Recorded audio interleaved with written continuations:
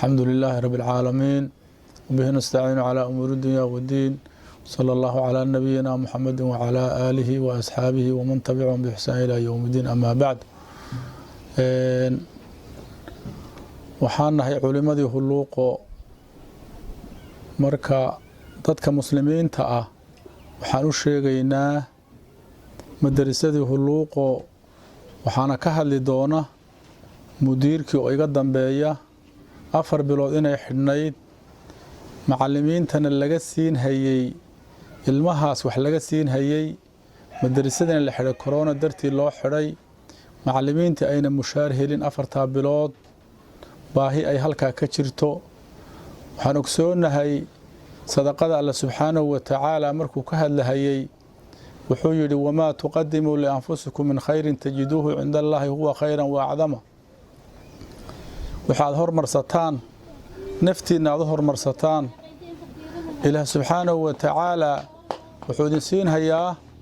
asagoo khayr badan oo fara badan ajir badanna waad ka helaysaa إله أكتساد كليسان سبحانه وتعالى سدوك الإله وحوليه لن تنالوا البر حتى تنفقوا مما تحبون خير إيه وناق مقا ريسان إلى أد بحسان وحا أتعشهين ساس دراد دادك مسلمين تأه إهل كأه وحان كعد سنينا إني دادك ولا لها معلمين تأه دعاء دأه قفك ولالك إهل كأه wixii aad siiso haddana daaciga ah ajir fara badan buu leeyahay waxayna noqonaysaa silo iyo sadaqo soo nabigu noo sheegay calayhi salaatu wasalaam raximka wixii la siiyo sadaqana way noqon silatu raximna way noqon labada ajir bay leedahay midda kale nabigu calayhi salaatu wasalaam wuxuu noo sheegay waxyaabaha lagu badbaaday inay sadaqada ka mid tahay ittaqu naara walow bishaqi tamrin timir jeexeed baa Allah ka dhigay naar iska ilaaliya marka dadka muslimiinta waxaan u sheegaynaa codka anaga markuu soo gaadho inay danqadaan wax allaala wixii heli karaan sadaqadu yari malaha qof walba wuxuu la baxo ilaahba subxaanahu wa ta'ala u barbaarin haya u badin haya ajir badanna uu ka heli dadka walaalihii inay ducaada ma taqaanay hulluuqo madrasada macallimiinta ka ahaa wixii aad ku soo tari kartaan inaad ku soo tartaan ayaan idinka rajaynaynaa insha Allahu ta'ala waana idin soo ducaynaynaa ducaaul ghaaibi laa yurad buu dhahay nabiga calayhi salaatu wasalaam qofka maqan ducadiisa waa la aqbali waxaana ma taqaanay mudiirkana uu iga dambeeyaa baahida asaga dhamaystirahaya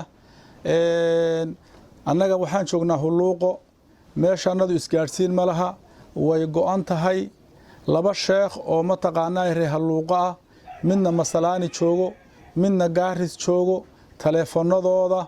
ayaan insha Allahu ta'ala idin siinaynaa ayaga la soo xiriireysaan waxay ka mid yihiin ma taqaana culimada hulluuqo waa dad aan ku kalsoonahay waa dad culimo ah waa dad ehelka ah marka insha Allahu ta'ala halkaasna waa nagala soo xiriireysaan marka waxaan idinka rajaynaynaa baaqaas iyo cabashadaas iyo ma taqaana codsiga markuu idin soo gaadho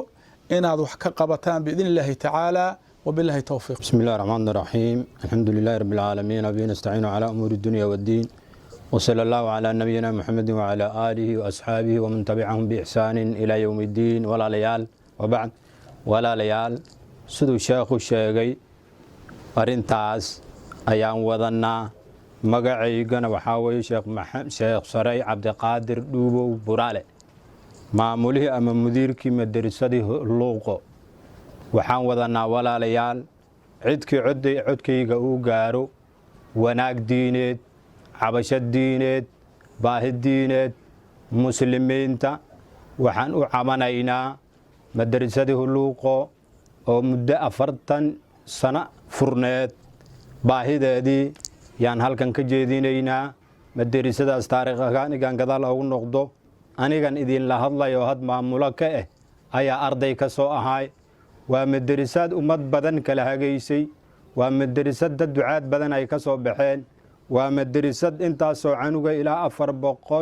433 canug ay had ku jirto baahidaas ayaan wadanaa walaalaha muslimiinta ayaan u cabanaynaa inayna garab istaagaan inayna caawiyaan in ay mataqaanaa ciddu baahida baaqeeda uu gaaro inay wax nagala qabtaan. cudurkan imaaday oo meel kastaa saameeyey yaa madarisadii awgeed loo xidhay. marka culimmadii shaqo dowlad may u shaqaynaynin, cid kale oo shakhsiyaad oo biilkooda ballanqaadana ma jirin. waxay un ku saabsaneed arrimahooda ama dakhligooda waxa mataqaanaa waalidiinta ardayda laga qaado. mar haddii madarisadii xidhantay culimmadii gacanta ayay ku soo dhaceen, wax u maqan ma laha. marka cabashadaas dadkay soo gaarto inaad gacanna siisiin oo wanaag nagu garab istaagtiin oo qiimo iyo tolnimo iyo ehelnimo idinka helno yaan muslimiinta u cabanhaynaa. walaalayaal, nin kasta oo muslin ah oo danqasho diineed qabo ayaan u sheeganhaynaa. walaalahanaga muslimiin ahow, wax kasta oo nagu garab istaagi kartaan oo macallimiintaada mataqaanaa baahidooda dabooli karto, sadaqadu siduu sheekh sheegay yaraan ma laha, weynina mataqaanaa ninkuu siduu yeesho ayay u taal. marka walaalahan muslimiintayow, cabashadaas diineed inaad mataqaanaa nagu garab istaagtaan, nagu kaalmaysaan, nagu caawisaan ayaan idinka codsanaynaa. waxaa kaleon u sheegaynaa gafan ahaanaga cali bunow qorane, madarisadan waxyaabihii laga bixinhaye oo madarasooyinka kale aad siinaysay inaadan siinin ood mataqaanaa ka gaabise, oo wixii dhace anag ma garan karno. listi qorneed oo mataqaanaa dadkii la qorana waan ku jirnay, wixii naga reebayna ma garan karno. madarasooyinka kale oon qorneen ayaa booska anagii lagu bedelay. walaalkayow, madaxaata mas-uulaata, nin rabbi subxaanahu wa tacaalaa uu wanaag mataqaanaa muslim buu kaa dhigay. walaalahaad mas-uulka ka taho ood mataqaanaa wax siini ayaa la midna. mataqaanaa xagga ilaahay waan u simanna, adagana waan kuu simanna. marka madarasadaas waxyaabihii madarasooyinka la siiyey inay aad kaa hesho oo mataqaanaa nooga kaa maqan waan kaa codsanaynaa inaadna siiso. intaas waxaan ku soo koobi haddana muslimiinta hadalkaygii waxaan ku soo koobi muslimiinta walaalaha sharafta le, qiimaha le, mudnaanta le aan u cabanhayno inay cabashadaas naga garab istaagaan, nagu qiimeeyaan, noo soo degdegaan ayaan ka codsanaynaa. siduu sheekha sheegay, dad go'doon ku jiro oo network laheen oo meeluu u cabto aan jirin ayaan nahay. wadaadda midna masalaani joogo, midna gaaris joogo, taleefoonadoodan mataqaanaa